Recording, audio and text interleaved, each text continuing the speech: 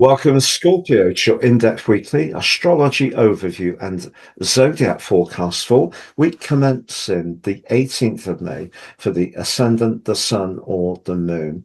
Going to share the big themes of the week ahead, first of all, then on screen, your adventure on Monday, always an influential backdrop.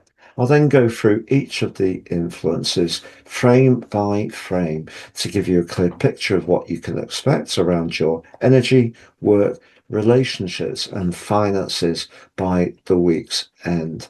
I'm astrologer Patrick Arundel. A very warm welcome. If you've yet to subscribe to my channel, please do so now to help it to continue to thrive. But please also click or tap the bell notification symbol. We have three big moves this week, starting with your traditional ruler of Mars relocating to Taurus on Monday for a 6-week stay. It's really powerful, this.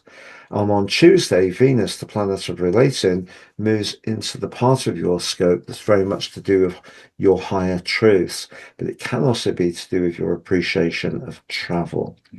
But we have on Thursday, Gemini season beginning.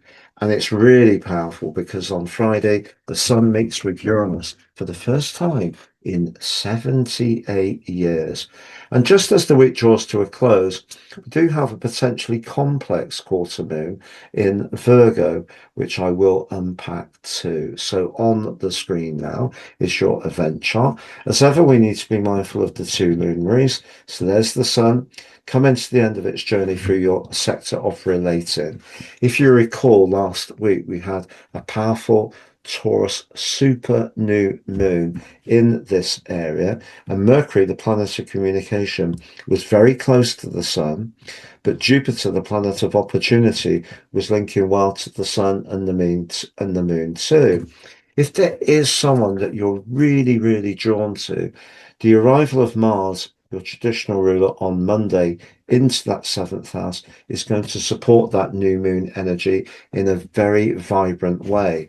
But Mars is about being proactive, and in the seventh house can be stronger about helping us to set our boundaries. So if you have been someone who's been very giving in a situation and you don't feel very heard, Mars can help you to be firmer. But also, if there is someone that shows up on your cosmic radar over the next 6 weeks, it gives you much more impetus and confidence to reach out and try to make things happen. But the moon, you can see, is in the buzzy Gemini.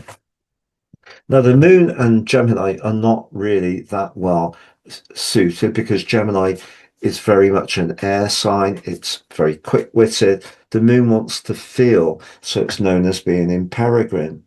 But what we do have on Monday is Mercury, the ruler of the sign of Gemini, in an exact conjunction with Uranus. And for you, that Gemini energy is the eighth house, which has an echo of Scorpio. Very deep, perceptive, but it can be about long-term finances. And I think if you are a more entrepreneurial person, this can really switch on your mind in a very positive way. Now, Venus is leaving Gemini and moves on Tuesday into Cancer, joining up broadly with Jupiter. They're going to come into a conjunction around about the 8th or 9th of June, which is very exciting. But Venus in that ninth house is very much a truth seeker.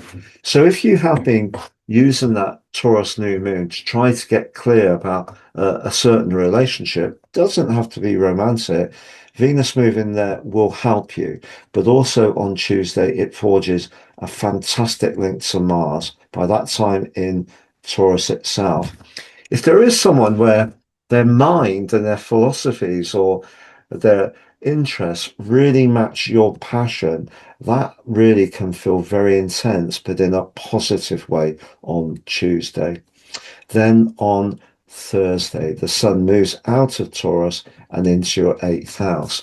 But the eighth house isn't just about the potential to be imaginative around long-term finances or shared resources.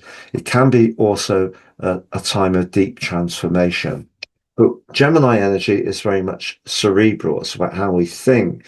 So the trick is going to be not to get too caught up in your intellect and be aware of what's going on at a deeper level too. Because the eighth house can be where we go all in, but it can be where we release what's no longer working. And because the sun merges with Uranus exactly on Friday for the first time in 78 years, if there is, for example, a business relationship, a financial investment, or it's to do with even a sexual attraction that you're not enjoying, I feel the fact that Venus moves into your freedom sector and truth seeking sector, Mars is making you more assertive, and the Sun links with Uranus could quickly bring to a close a dramatic relationship which has had far too much politics for your peace of mind.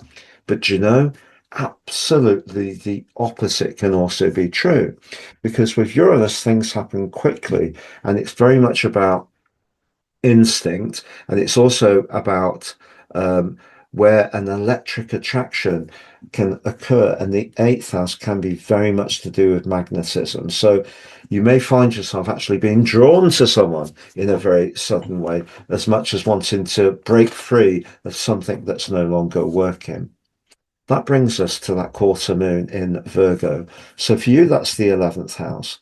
The 11th house can be very friendly, but if we're attuned to other people's needs as a friend, we also want them to be attuned to us too. If there is some heavy politics around a group situation, you know, the type of thing where certain people get on and want to dominate it, there's a little bit of backstabbing, that kind of stuff. I really feel that's going to be an anathema to you as this week draws to a close. And that part of you that can be very much a freedom seeker as this week draws to an end because of the sun's conjunction with Uranus, that could come up once more. I'm going to summarize those four areas of energy, work, relationships, and finances next, Scorpio. But you can now order your personal horoscopes and get 3 for the price of 1. The one you buy is your life roadmap report, which helps us to understand the patterns that are played out in our lives so far, but get a more intimate understanding of what they are and how to work with those energies better future forward. What you get free is your 12 months transit forecast, totally unique, and also your Draconic soul karmic analysis. And unless you've got your North Node natally very late in Pisces or very early in Aries, it can be considerably different to your natal chart. And if you've yet to watch your May monthly forecast, Scorpio, please check that out. If you've yet to watch your Uranus 78-year solar return Kazemi, please check that video out. If you'd like to work with me one-to-one, it'd be an absolute pleasure. Please see my testimonials below. And if you've yet to take advantage of that 3 daily horoscope fired to your device each morning for your early day celestial pit stop, please see that too.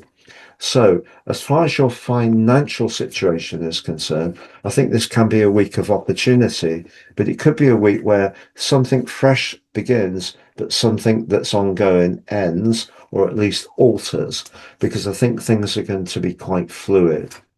In a romantic situation, because of the new moon and Mars moving into your 7th house, if you're really feeling connected to someone, that can be a huge peak on Tuesday, and it could feel really special indeed.